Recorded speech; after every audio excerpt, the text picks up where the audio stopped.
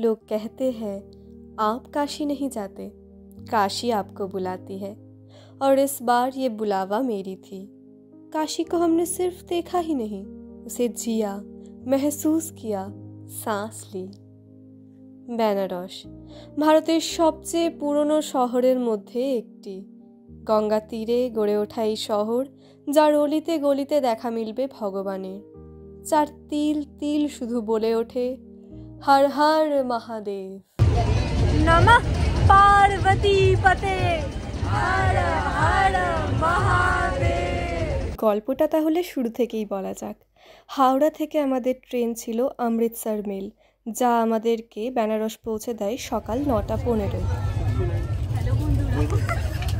কোন হোটেলে থাকবো তা আগে থেকেই ঠিক করা ছিল। হোটেলে গিয়ে চেক ইন করার পর চটপট বেরিয়ে পড়ি এবং সবার প্রথম সেরে ফেলি গঙ্গা স্নান। আমরা স্নান করেছিলাম পান্ডে ঘাটের কাছে, যেখানে অ্যাভেলেবেল ছিল চেঞ্জিং রুম।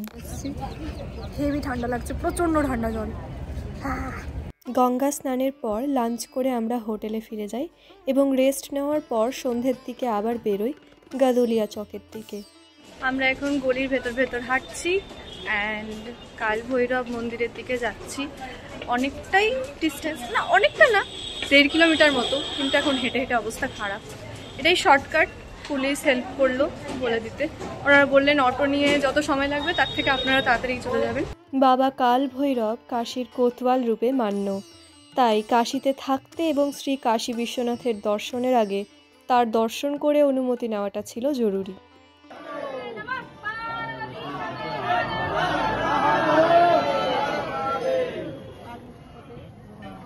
আমাদের দর্শন হয়ে গেছে, কেমন লাগলো বলো? 2বার দর্শন করেছি, সবার গলায় মালা, ওটা হাতে। গাইস, আমরা কাল ভৈরব থেকে বেরিয়ে গেছি, একটা অটো নিয়েছি। প্রিমিয়াম লেভেলের বার্গেনিং স্কিল এই যে এই মহিলা, 50% থেকে 20%, যদিও ডিস্টেন্স বেশি না। তো সেই গাদোলিয়া চক অব্দি যাবে, ওখান থেকে আবার হাঁটা, প্রচুর হাঁটা। কমফোর্টেবল শুজ নিয়ে আসবেন, পায়ে জোর নিয়ে আসবেন। এখন বাজে হচ্ছে 3:54। আমরা কাশী বিশ্বনাথের জন্য রওনা দিয়েছি। আমাদের 4টে থেকে 6টার স্লট বুক করা আছে। প্রচণ্ড ঠান্ডা, নভেম্বরে এত ঠান্ডা হবে এতটা এক্সপেক্ট করি। ঠান্ডা হবে জানতাম, যাই হোক। তো শীতে যারা আসবে একদম ফুল প্যাকিং করে আসবে। গাদোলিয়া চক থেকে যেদিকে নন্দীজির মুখ আছে সেদিকে সোজা গিয়ে 4 নম্বর গেট, যদি টিকিট বুক থাকে ওদিকেই যেতে হবে। সোমবার হওয়ার জন্য ভিড়টা ছিল খুব বেশি। টিকিট থাকা সত্ত্বেও 2 ঘন্টা সময় লাগে এবং স্পর্শ দর্শনও হয়ে ওঠেনি। গাইস, আপনাদের কেমন লাগলো একটু বলুন।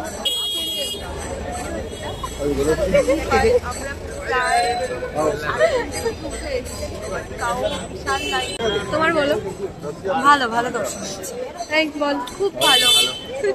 যারা অনলাইনে টিকিট কেটে যাবে তারা অবশ্যই টিকিটের প্রিন্ট আউট নিয়ে যেও, কারণ মন্দিরের ভেতরে 4 থেকে 5 বার চেকিং হয় এবং বেরোনোর পর এই কাউন্টারে টিকিট জমা দিয়ে তোমরা পেয়ে যাবে প্রসাদ। অনলাইনে টিকিট কাটতে হলে শ্রী কাশী বিশ্বনাথ টেম্পল ট্রাস্টের অফিসিয়াল ওয়েবসাইট থেকে টিকিট কাটতে হবে। অফলাইনেও টিকিট কাটার সুযোগ ছিল 4 নম্বর গেটের লাইনের একদম পাশেই, যদিও তোমরা চাইলেই ফ্রিতেও দর্শন করতে পারবে। এরপর আমরা কাশী বিশ্বনাথের করিডোরের ডান পাশ দিয়ে হাঁটতে হাঁটতে পৌঁছে যাই গঙ্গার ঘাট এবং সেখানে গিয়ে বুঝতে পারি এই হলো সেই মণিকর্ণিকা ঘাট। এখানে এসে বড়ই অদ্ভুত এক অনুভূতি হচ্ছিল।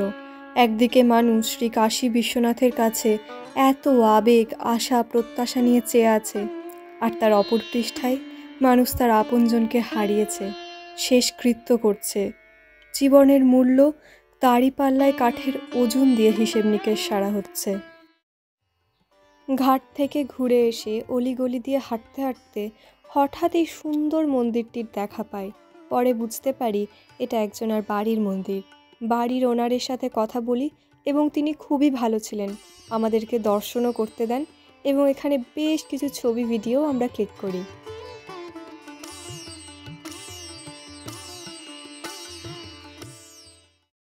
আরতি দেখার আগে বিকেলে আমরা সূর্যাস্ত দেখতে দাসাশ্বামেধ ঘাট থেকেই একটা বোট বুক করি এবং সেখান থেকে দেখতে পাই এই অদ্ভুত দৃশ্য।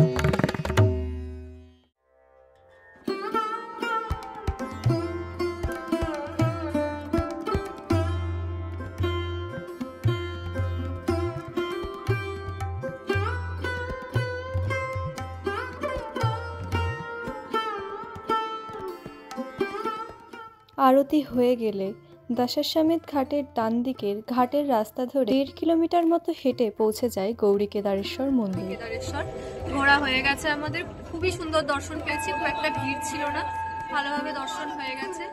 এরপর প্রচন্ড টায়ার্ড। শীতকালে বেনারস আসার আরেকটি উদ্দেশ্য ছিল এই পাখিগুলির দর্শন, যাদের জন্যই সকাল সকাল শাড়ি পরে চলে আসি আর একবার বোট রাইডে।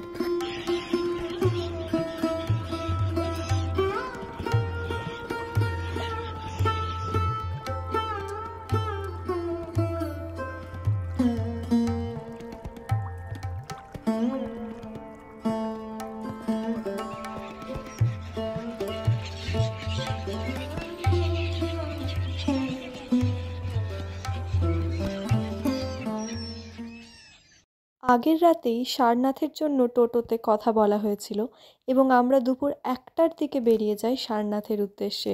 সারনাথ ছিল গদলিয়া চক থেকে অলমোস্ট 12 কিলোমিটার। ট্রাফিক জ্যাম কাটিয়ে যা আমাদের পৌঁছাতে প্রায় 1 ঘন্টা সময় লেগে যায়। স্ট্যান্ডের সামনাসামনি থাকা এই থাই বুদ্ধিস্ট টেম্পলটিকে আমরা আগে দেখে নিই।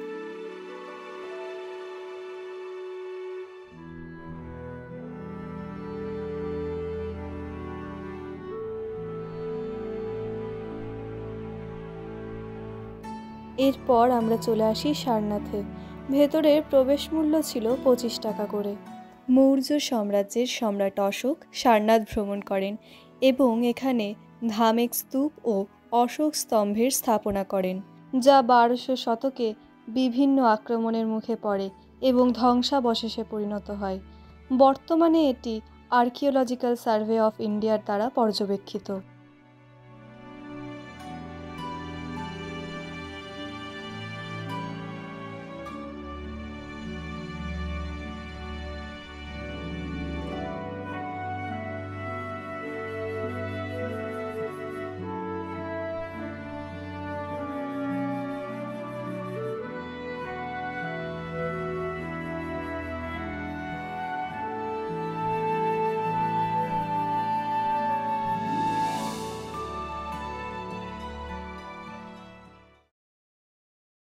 बनारसी पान এবার ট্রাই করবো। ওটা ফটো দেখছো?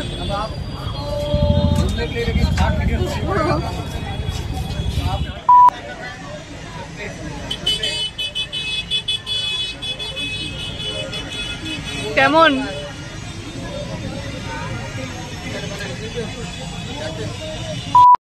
গাইস, আমরা আবার একবার একদম সেজে গুজে রেডি হয়ে বেরিয়ে গেছি। এখন কোনো উদ্দেশ্য নেই, এমনিই যাচ্ছি। দেখা যাক আজকে কি করা যায়। আগের দুটো ক্লিপ থেকে তো পরিষ্কার ফুড ভ্লগিং তো আমাদের জন্য নয়, তবু আজকে স্ট্রিট ফুড ট্রাই করতেই গিয়েছিলাম।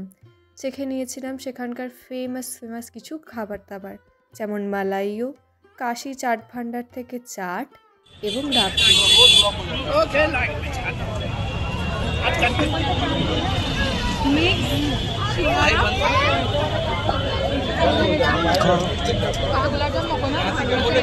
অনেকটা রাস্তা।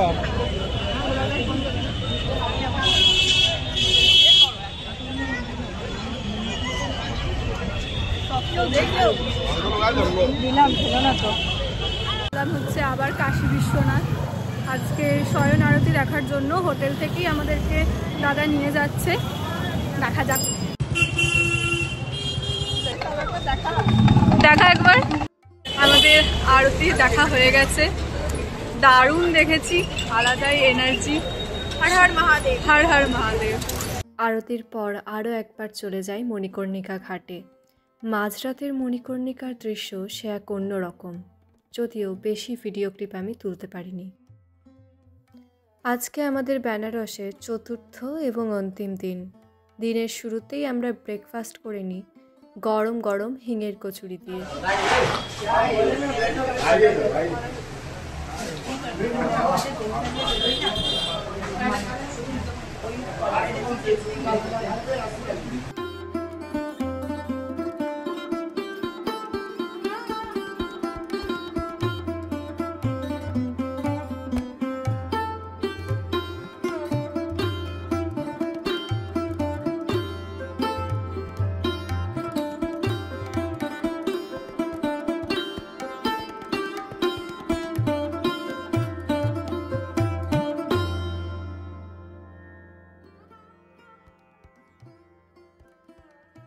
বাজারের এত কাছাকাছি থাকা সত্ত্বেও কেউই আমরা কোনো শপিং করিনি, তাই আজকে ছিল পুরো শপিং ডে। বাড়ির জন্য লাল প্যারা, বেনারসি শাড়ি এবং যা যা কেনাকাটা করার ছিল সব করে নিই। তো আমরা ছিলাম হচ্ছে অভিনন্দন গেস্ট হাউসে, অ্যান্ড হোটেলটা এতই সুন্দর ছিল যে আমার তো খুবই ভালো এক্সপিরিয়েন্স গেছে। ব্যবহার খুব সুন্দর, রুম খুব সুন্দর, অ্যান্ড খুবই অ্যাফোর্ডেবল। বেনারসের এত প্রাইম লোকেশনে, দশাশ্বমেধ ঘাটের ঠিক 300 মিটারও হবে না, তারও কাছে। তো ভাইয়ার সাথে একবার কথা বলে নাও। नमस्कार। देखो क्या ही आप लोग फिर से आइए, बस यही मेरा रिक्वायरमेंट रहेगा। आप एक बार नंबर बोल दीजिए अपना आप। अब मेरे से कांटेक्ट करने के लिए आप नंबर पे 9616125021 पे कांटेक्ट करें। তবে এটা সত্যি, এতদিন পর্যন্ত যতগুলো হোটেলে আমি স্টে করেছি তার মধ্যে এখানেই আমার এক্সপিরিয়েন্স সব থেকে ভালো। দাদাই আমাদেরকে টোটো ঠিক করে দেয়। আমাদের ট্রেন ছিল রাত্রি 1:10, কলকাতা এক্সপ্রেস।